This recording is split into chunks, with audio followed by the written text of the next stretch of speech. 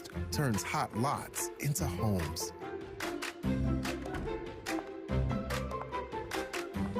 Fast signs. Make your statement. This tap is a turning point that shapes how teens navigate the world.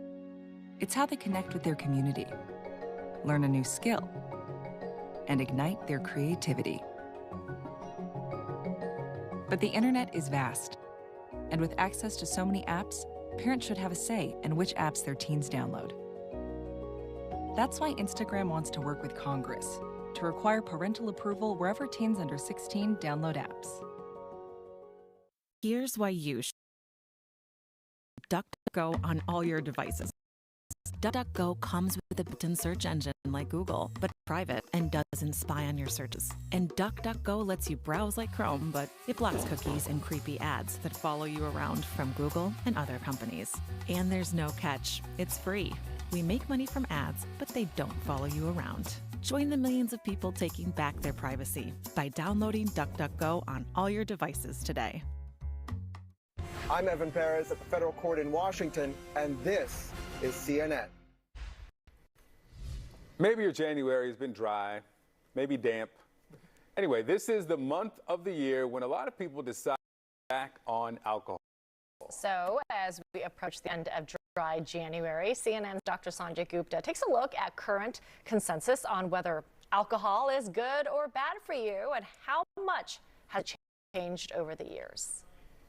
Well, guys, the bottom line consensus from the medical establishment is that no amount of alcohol is good for your health.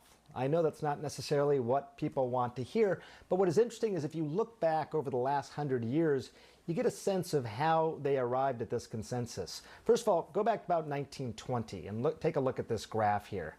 This graph, this study, really dictated how I think the medical establishment thought about alcohol for a long time. You look at this graph, it's what's called a J curve.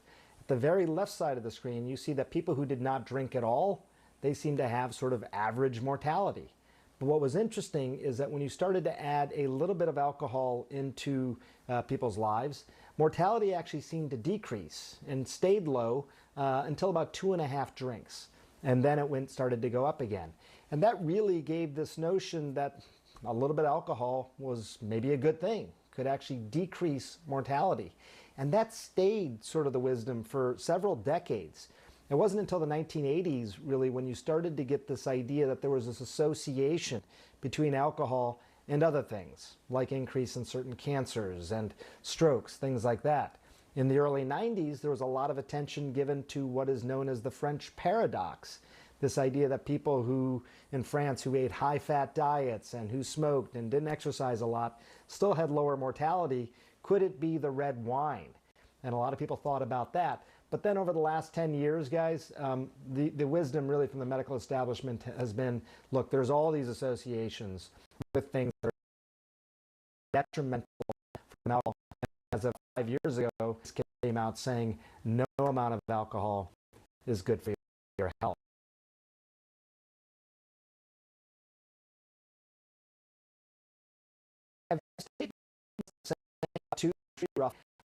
Will drink.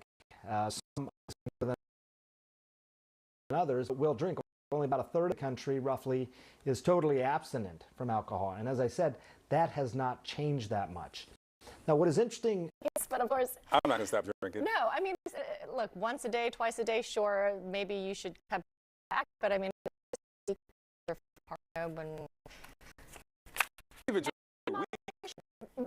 you know, I do like a welcome gin. With gin. I love a good gin cocktail. What's my choice? Alcohol. Vodka. No.